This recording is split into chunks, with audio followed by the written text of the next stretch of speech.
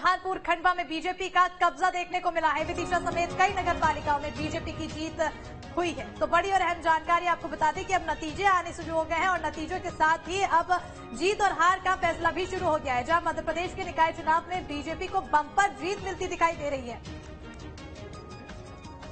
और आपको बता दें कि सागर, सतना, बुरहानपुर, खंडवा में बीजेपी को जीत मिली है, जिसके बाद बीजेपी का कब्जा देखने को मिल रहा है। और वहीं अगर विदिशा की बात करें तो विदिशा समेत कई नगर पालिकाओं में बीजेपी ने जीत हासिल की है। तो इस वक्त की बड़ी और अहम जानकारी सत्ता के सेमीफाइनल से जुड़ी हुई बता रहे, जहां निकाय चुनाव के अब नतीजे आने साफ हो गए हैं और जिस तरह से नतीजों से पर्दा उठता चला जा रहा है, ऐसे में अब किसको जीत मिली और किसको हार मिली, इससे पर्दा उठता चला जा रहा है। मध्य प्रदेश के निकाय चुनाव में बीजेपी बम्पर जीत के साथ नजर आ रही है, जिसके तहत बता दें कि सागर, सतना, बुरहानपुर, खंडवा में बीजेपी का कब्जा होता दिखाई दे रहा है। विदिशा समेत कई नगर पालिकाओं में अगर देखा जाए तो बीजेपी को जीत हासिल हुई है। ऐसे में अब बीजेपी खेमे में कहीं न कहीं खुशी की लहर है और साफ तौर पर आप देख सकते हैं तस्वीरों में कि किस तरह से बीजेपी खेमे में जश्न का माहौल देखने को मिल रहा है। ढोल नगाड़ों के साथ खुशी मनाते हुए दिखाई दे रहे हैं और हर किसी के चेहरे, कार्यकर्ताओं के चेहरे खिले हुए नजर आ रहे हैं। तो जीत का जो जश्न है उसकी पूरी तस्वीरें हम आपको दिखा रहे हैं। कहीं न कहीं अब बीजेपी खेमे में जश्न का माहौल है जो शुरू हो चुका है।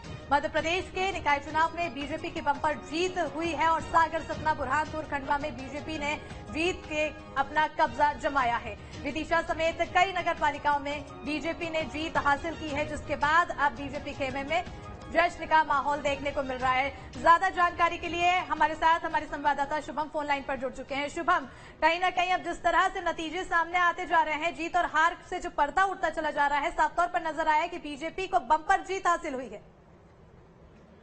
देखिए, अगर 11 नगर निगमों की आप बात करेंगे तो 11 में से 7 ऐसी सीटें हैं जहां पर ऐसा लग रहा है, या कहें कि 5-6 तो घोषित भी हो गई है जिसमें बीजेपी को जीत मिली है और 3 सीटें ऐसी है जहां पर कांग्रेस जीत रही है, यानी कि जबलपुर, छिंदवाड़ा और ग्वालियर, और एक सीट जो कि सिंगरौली की है जहां पर आम आदमी पार्टी ने जीत दर्ज की है। तो इसे इस तरह से देखा जाए तो इस तरह से बम्पर जीत आप नहीं कहेंगे, क्योंकि 11 के 11 नगर निगम पहले बीजेपी का ही कब्जे में थे, बीजेपी का ही वहां पर शासन था। मगर अब आप देखिए कि 11 में से 4 सीटें बीजेपी हार गई है। तो एक तरह से एक झटका बीजेपी को भी लगा है, क्योंकि कहीं न कहीं बीजेपी को उम्मीद नहीं थी। दूसरी तरफ आप देखिए ग्वालियर, ज्योतिरादित्य सिंधिया का गढ़ है, नरेंद्र सिंह तोमर दो केंद्रीय मंत्री यहाँ पर है, उसके बावजूद ग्वालियर में बीजेपी काफी पिछड़ी हुई है, या यूं कहा जा रहा है कि वो सीट वो हार जाएगी।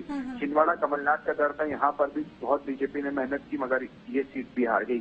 जबलपुर में आप देखिए कि पूर्व बीजेपी के प्रदेश अध्यक्ष राकेश सिंह है, एक तरह से बीजेपी का गढ़ वो माना जाता है, मगर वहां पर भी बीजेपी हार गई। सिंगरौली में आम आदमी पार्टी की एंट्री हुई है, ये भी एक चौंका देने वाला है, क्योंकि अभी तक हमने देखा था आम आदमी पार्टी का कोई खास वजूद मध्य प्रदेश में नहीं था, क्योंकि 2018 का भी विधानसभा चुनाव हुआ, कई सीटों पर चुनाव लड़ा गया, मगर कोई भी सीट पर आम आदमी पार्टी का अच्छा प्रदर्शन नहीं रहा था। तो ऐसे में एक झटका यहाँ पर बीजेपी को इस बात को लेकर भी लगा है कि आम आदमी पार्टी की अब एंट्री मध्य प्रदेश में हो गई है। तो उस लिहाज से अगर आप देखेंगे तो बीजेपी के लिए उतने अच्छे नतीजे नहीं है जो कह रहे थे कि क्लीन स्वीप हम करेंगे। 11 में से 7 सीटों पर बीजेपी, 3 पर कांग्रेस और 1 पर आम आदमी। बिल्कुल शुभम, जिस तरह से आप जीत के बाद बीजेपी खेमे में जश्न का माहौल जरूर बना हुआ है, कार्यकर्ताओं की तरफ से ढोल नगाड़ों के साथ जश्न मनाया जा रहा है, लेकिन अगर कांग्रेस की बात की जाए तो कांग्रेस भी इसमें कड़ी चुनौती देती हुई नजर आई, कड़ी टक्कर देती हुई नजर आई और कई ऐसी सीटें हैं जहां कांग्रेस ने जीत हासिल की है।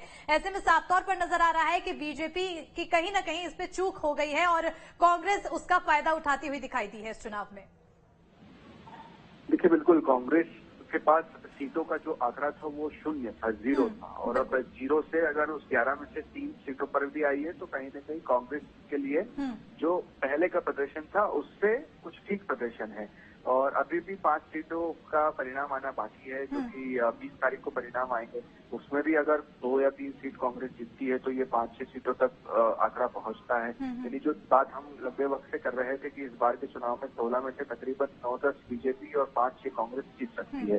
तो अब आने वाला समय चुनाव का है, विधानसभा चुनाव होने हैं।